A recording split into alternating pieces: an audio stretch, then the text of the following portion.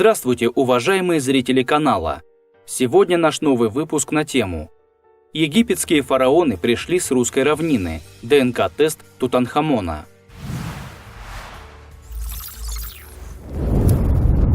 Обращали ли вы, уважаемые читатели, внимание на то, что древние обитатели Египта и современные жители этой страны совершенно не похожи друг на друга? Как будто фараоны, изображенные на портретах и увековеченные в скульптуре древних времен, были людьми совсем другой расы. В XIX веке ученые-египтологи высказывали предположение, что основатели древней цивилизации прибыли в эти земли с юга. Это были негроидные племена, кочевавшие по долине Нила в поисках более плодородных земель. Никаких оснований, а тем более подтверждения данной версии не было, но в наше время теория стала переживать второе рождение.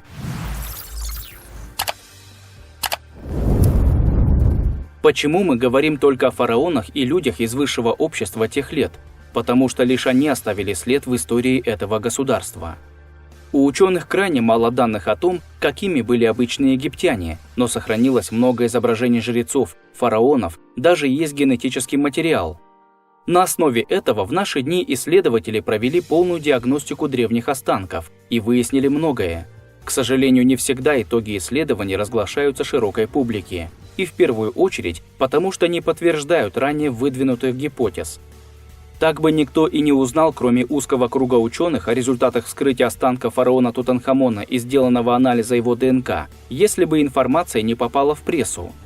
Как это произошло, другая история, но сведения, добытые учеными, теперь знает весь мир. И они поистине потрясающие. Это сенсационное открытие, которое поменяет все представления о Древнем Египте. Впрочем, ученые пока не до конца подтвердили информацию. Фараон, которого называют Тутанхамоном, жил в XIV веке до нашей эры. Он вступил на престол в возрасте 10 лет, а умер в 19 лет. Для истории Тутанхамон особой значимости не имел, разве что при нем прервалась религиозная реформа его отца Эхнатона, и Египет вновь стал почитать бога Амона, а с ним и его жрецов. То есть Тутанхамон вновь ввергнул свою страну в ситуацию, тормозящую экономическое развитие государства. Зато в наши дни Тутанхамон – это самый известный правитель Древнего Египта. Именно о нем в первую очередь говорят в школах, рассказывая о великолепных украшениях, найденных в гробницах древних царей, а в том числе о золотой погребальной маске необыкновенной красоты. А все только благодаря тому, что усыпальница Тутанхамона, в отличие от мест захоронения других властителей Египта, не была разграблена в средние века. Когда гробницу обнаружили, то среди археологов, присутствовавших на раскопках, прокатилась волна загадочных смертей, что стало причиной легенд о проклятии Тутанхамона, взбудоражившего весь мир. В итоге именно по тому изображению на маске люди судили о внешности реального фараона, считая его самим совершенством. Кроме того, были еще статуи Тутанхамона, где он изображался женственным, высоким, худым, с длинной шеей, выпуклой грудью и широкими бедрами. Но на самом деле той генетической болезни, синдрома Марфана, которая дает именно такие симптомы, как описано выше, у Тутанхамона не было, и других членов его семьи тоже не обнаружено. Просто тогда было модно именно так изображать представителей правящей династии.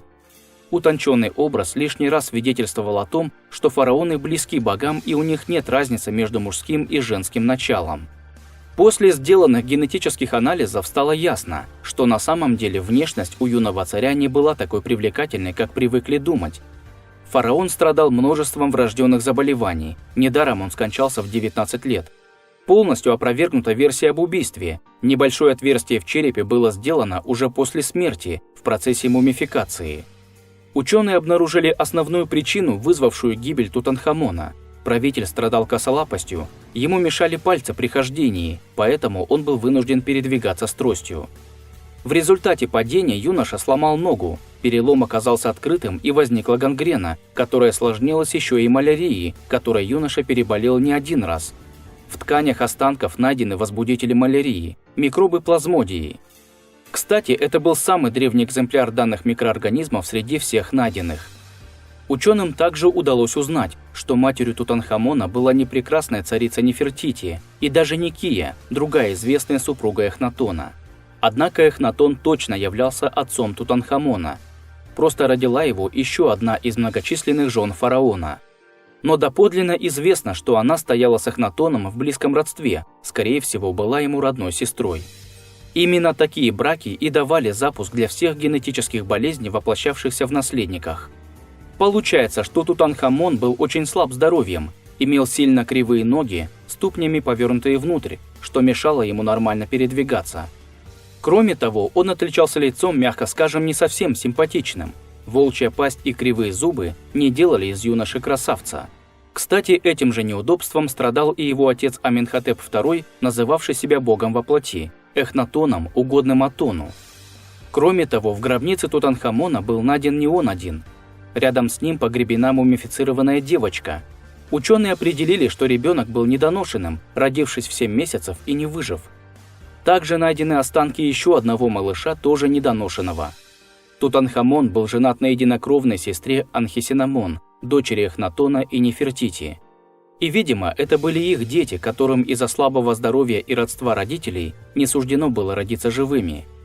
После смерти Эхнатона, но через несколько лет, трон занял Тутанхатон, живой образ Атона. Это имя было дано Тутанхамону при рождении. Но юноша и его жена изменили политику, покинув Ахетатон, Амарну, и вернулись в Фивы, чтобы открыть и возродить все храмы, посвященные богу Амон-Ра. Они объявили непринятие ереси своего отца, и Тутанхатон стал именовать себя Тутанхамоном. В 19 лет Тутанхамон скоропостижно скончался, и его похоронили в гробнице, которая предназначалась лицу более низкого ранга, так как о собственной усыпальнице правитель еще не успел как следует позаботиться. Политика Тутанхамона против ереси продолжала действовать, и последователи стали скрывать все, что могло напомнить о династии Эхнатона, в том числе и гробницу его сына. Именно это обстоятельство спасло захоронение фараона Тутанхамона от разграбления. Но самое интересное открытие сделали ученые-генетики, которые анализировали хромосомный код древнего правителя. Оказывается, у Тутанхамона была R1B1A2 гаплогруппа, встречающаяся крайне редко и возникающая в результате мутации.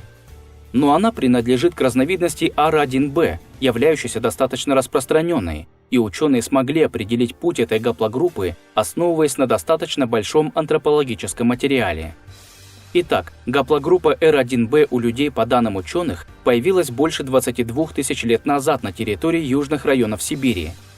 Материал ее носителей обнаружили в культурных слоях 7-6 тысячелетней давности на юге русской равнины. Это низовье Волги и Дона, Северный Кавказ. А в наше время эта гаплогруппа наблюдается у народов Западной Европы. И больше всего у ирландцев, до 90%. А вот в России больше распространен сейчас другой тип – R1A.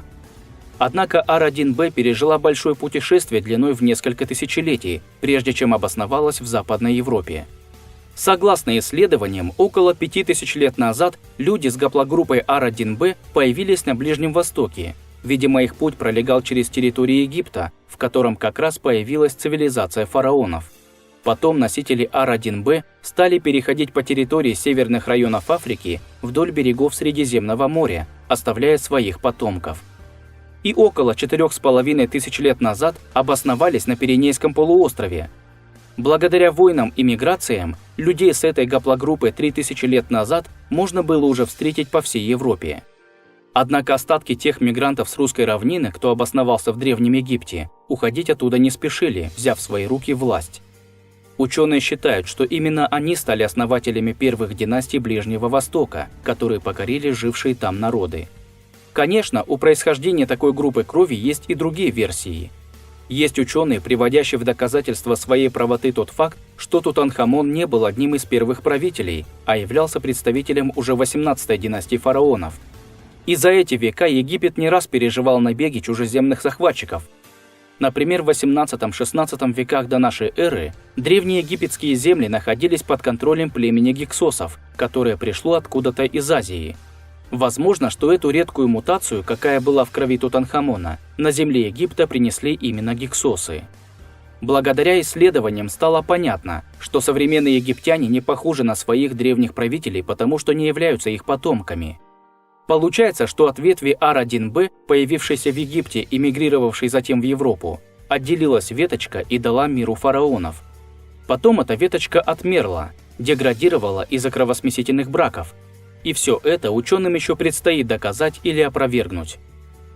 Для того, чтобы посмотреть и узнать еще больше интересных фактов неизвестной истории России, а также разбор выдуманных мифов, которые нам преподают в школе и которые звучат по телевизору, подпишись на канал и поставь лайк. Мы постараемся донести до каждого зрителя настоящую, неизвестную историю России.